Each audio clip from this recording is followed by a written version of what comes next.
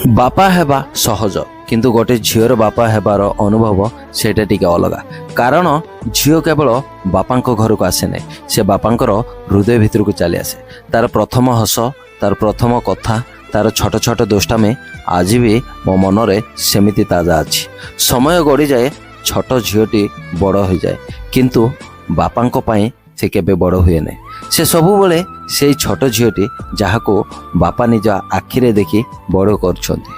ଆଜି ମୋ ଝିଅର ଜନ୍ମଦିନ।